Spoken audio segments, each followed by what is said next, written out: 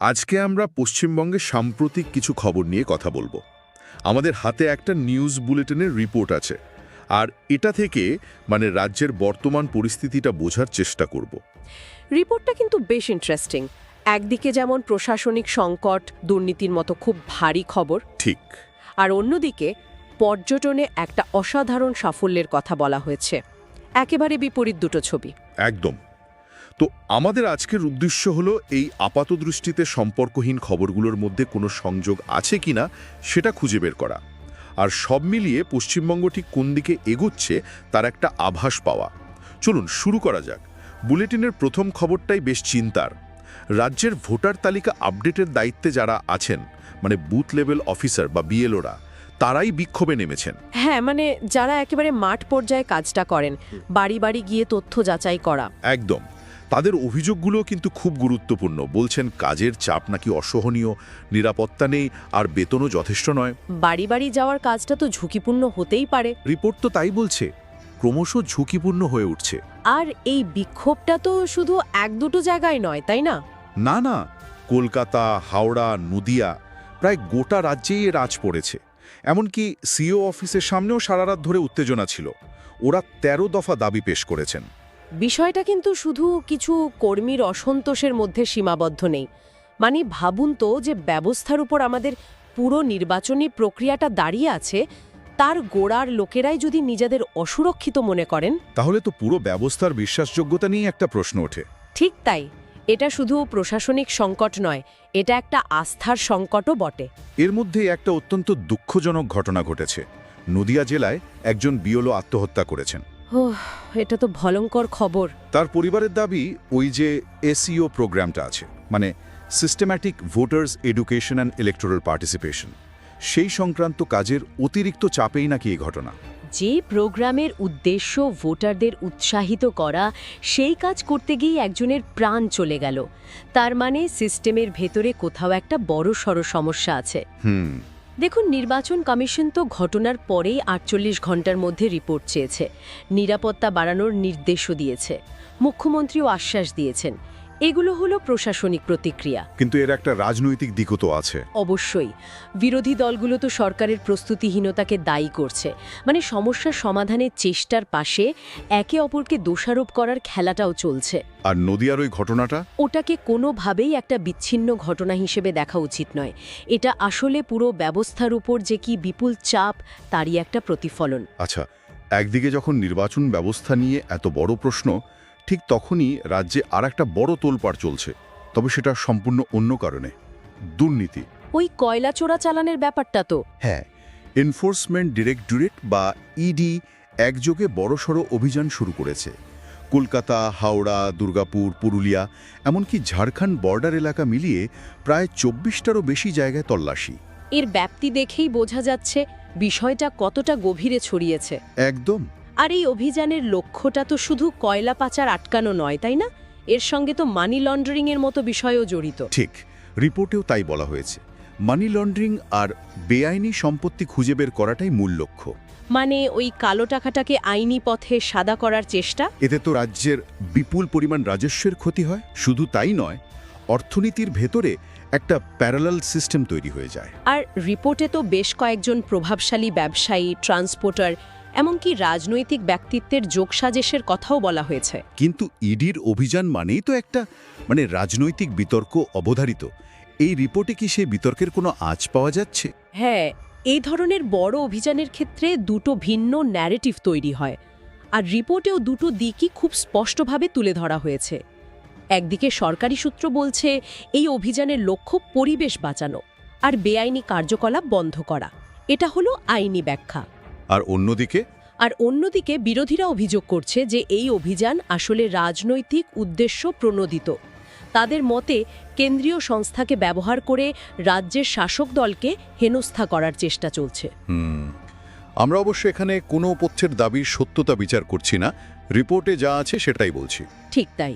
তার একদিকে দুর্নীতির বিরুদ্ধে লড়াই, আর অন্যদিকে রাজনৈতিক প্রতিহিংসার অভিযোগ। এই টানাপোড়েনে আসল সত্যিটা বোঝা মুশকিল। একদম। আর এর প্রভাবটা কিন্তু রাজ্যের স্থিতিশীলতার উপর পড়ে। বিনিয়োগকারী বা সাধারণ মানুষ সবার মনেই একটা অনিশ্চয়তা তৈরি হয়। আচ্ছা, তাহলে একদিকে প্রশাসনিক ব্যবস্থার ভিত নড়বড়ে, অন্যদিকে অর্থনৈতিক দুর্নীতির জাল। ছবিটা তো বেশ হতাশাজনক। কিন্তু এর পরেই রিপোর্টটা একটা সম্পূর্ণ ভিন্ন দিকে মোড় নিচ্ছে, যা রীতিমতো অবাক করার মতো। হ্যাঁ, পর্যটনের খবরটা এটা সত্যি একটা অসাধারণ খবর। সমস্ত নেগেটিভ খবরের মধ্যে একটা বিরাট সাফল্যের গল্প। রিপোর্ট অনুযায়ী 2024 সালে পশ্চিমবঙ্গে 31 লক্ষেরও বেশি বিদেশি পর্যটক এসেছেন, যা আগের বছরের তুলনায় প্রায় 14.8% বেশি। আর এর ফলে পশ্চিমবঙ্গ কিন্তু মহারাষ্ট্রকে পেছনে ফেলে ভারতের দ্বিতীয় জনপ্রিয়তম রাজ্য হয়ে উঠেছে বিদেশি পর্যটকদের কাছে। এটা তো বিরাট ব্যাপার। রাজ্যের ভাবমূর্তির জন্য যেমন ভালো, অর্থনীতির জন্য তো দারুণ খবর। অবশ্যই, পর্যটন শিল্প তো স্থানীয় স্তরে প্রচুর কর্মসংস্থান তৈরি করে। হোটেল, পরিবহন, হস্তশিল্প সব ক্ষেত্রে এর প্রভাব পড়ে। এই সাফল্যের কারণ হিসাবে দার্জিলিং, সুন্দরবন, দীঘা, মন্দারমণির কথা তো বলাই হয়েছে, কিন্তু বিশেষভাবে কলকাতার ঐতিহ্য আর সংস্কৃতির ভূমিকার কথা উল্লেখ করা হয়েছে। 2, বাংলাদেশ থেকে স্থলপথে প্রচুর পর্যটক আসছেন। এখানেই তো ভবিষ্যতের বিপুল সম্ভাবনার দিকটা লুকিয়ে আছে। রিপোর্টে একজন পর্যটন বিশেষজ্ঞের একটা মত তুলে ধরা হয়েছে, যেটা আমার মতে সবচেয়ে গুরুত্বপূর্ণ। কি বলেছেন তিনি? তিনি বলেছেন, সরাসরি আন্তর্জাতিক উড়ানের সংখ্যা বাড়াতে পারলে পশ্চিমবঙ্গ আরও 2 থেকে 3 কোটি বিদেশি পর্যটক টানার ক্ষমতা রাখে। 2 থেকে 3 কোটি একবার ভাবা যায়? হ্যাঁ, এটাই ইঙ্গিত দেয় যে রাজ্যের এত প্রশাসনিক বা রাজনৈতিক সংকট সত্ত্বেও এর অন্তর্নিহিত আকর্ষণটা বিপুল। অবশ্যই, কিন্তু আমার মাথায় একটা প্রশ্ন আসছে। বলুন। এই যে 31 লক্ষ পর্যটক এলেন, বা ভবিষ্যতে যে কোটি কোটি পর্যটকের কথা বলা হচ্ছে, তাদের স্বাগত জানানোর জন্য আমাদের পরিকাঠামো কি আদৌ প্রস্তুত? মানে আমাদের হোটেল, পরিবহন ব্যবস্থা, রাস্তাঘাট এই বিপুল চাপ কি সামলাতে পারবে? এটা একটা অত্যন্ত জরুরি প্রশ্ন। সাফল্য পাওয়া যত না কঠিন, সেটা ধরে রাখা তার চেয়েও বেশি কঠিন।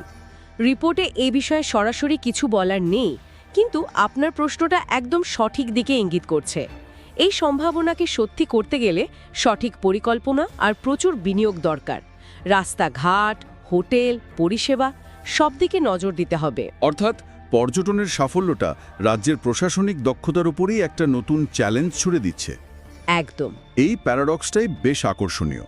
আচ্ছা, এই বড় বড় সংকট আর বিপুল সম্ভাবনার পাশাপাশি দৈনন্দিন জীবনের চাকাটা কিভাবে ঘুরছে, বুলেটিনের তারও একটা ঝলক আছে।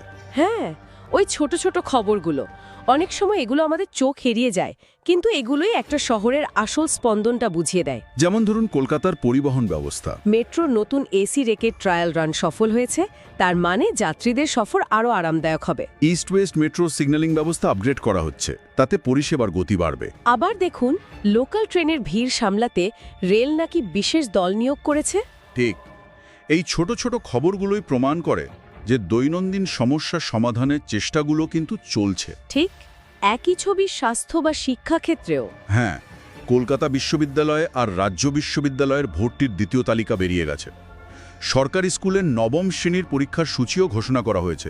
আর ডিসেম্বরের শুরু থেকে কলকাতার হাসপাতালগুলোতে উইন্টার ফ্লু কাউন্টার খোলার সিদ্ধান্ত নেওয়া হয়েছে। এটা ছোট ঘটনা মনে হতে পারে, কিন্তু এর মাধ্যমে বোঝা যায় যে স্বাস্থ্য ব্যবস্থা ঋতু পরিবর্তনের জন্য আগাম প্রস্তুতি নিচ্ছে। এখানেই তো রাজ্যের দুটো ভিন্ন বাস্তবতার ছবিটা সবচেয়ে পরিষ্কারভাবে ফুটে ওঠে। কিভাবে? দেখুন, একদিকে যখন বিএলওদের মতো সরকারি কর্মরায় সিস্টেম্যাটিক চাপের কথা বলছেন বা দুর্নীতির তদন্তে রাজ্য তোলপাড়, ঠিক তখনই মেট্রোর সিগন্যাল আপগ্রেড হচ্ছে বা হাসপাতালে ফ্লু কাউন্টার খোলার মতো ঘটনাও ঘটছে। তার মানে সিস্টেমের একটা অংশ যখন ধুঁকছে, অন্য অংশ কিন্তু নাগরিক পরিষেবা উন্নত করার চেষ্টা চালিয়ে যাচ্ছে। দুটো ছবিকে একসাথে মিলিয়েই পুরো পরিস্থিতিটা বুঝতে হবে। এইসব শোনার পর আমার মাথায় একটাই জিনিস ঘুরছে। একদিকে এত সমস্যা, দুর্নীতি, বিক্ষোভ, আর অন্যদিকে পর্যটনে প্রায় রেকর্ড সাফল্য। এই দুটো বিপরীত ছবিকে একসাথে মেলাবো কি করে? পশ্চিমবঙ্গ কি তাহলে একই সাথে দুটো ভিন্ন পথে হাঁটছে? আমার তো মনে হয় আজকের আলোচনার সার এটাই। এই বুলেটিনের খবরগুলো আপাতদৃষ্টিতে আলাদা মনে হলেও আসলে প্রত্যেকটা ঘটনা একে অপরের সঙ্গে অদৃশ্য সুতোয় বাঁধা। একদিকে নির্বাচন প্রক্রিয়ার মতো একটা মৌলিক ব্যবস্থার ওপর চাপ, অন্যদিকে কয়লা পাচারের মতো ঘটনা যা অর্থনীতি আর রাজনীতি দুটোকেই নাড়িয়ে দিচ্ছে। আর ঠিক সেই সময় পর্যটনের বিপুল সাফল্য রাজ্যের অর্থনৈতিক সম্ভাবনার দরজা খুলে দিচ্ছে। আর এর মধ্যেই সাধারণ মানুষের জীবনযাত্রা এগিয়ে চলেছে তার নিজস্ব ছন্দে। তাহলে শেষ প্রশ্নটা থেকেই যায়, এই যে দুটো ভিন্ন স্রোত আমরা দেখতে পাচ্ছি, এদের ভবিষ্যৎ কি? এখানে আজকের আলোচনার শেষে আমাদের শ্রোতাদের জন্য একটা প্রশ্ন ভাবার জন্য থেকে যায়। রাজ্যের পর্যটন থেকে আসা বিপুল অর্থনৈতিক সম্ভাবনা কি বিএলওদের মতো কর্মীদের সমস্যা মেটাতে বা দুর্নীতিগ্রস্ত ব্যবস্থাকে স্বচ্ছ করতে সাহায্য করবে? মানে রাজ্যের পজিটিভ দিকগুলো কি নেগেটিভ দিকগুলোকে শুধরে দেওয়ার ক্ষমতা রাখে? নাকি রাজনৈতিক এবং প্রশাসনিক সংকট শেষ পর্যন্ত রাজ্যের এই অগ্রগতির পথে বড় বাধা হয়ে দাঁড়াবে? এই দুই ভিন্নমুখী স্রোতের ভবিষ্যৎ গতিপথই হয়তো পশ্চিমবঙ্গের এগিয়ে চলার আসল পথটা ঠিক করে দেবে।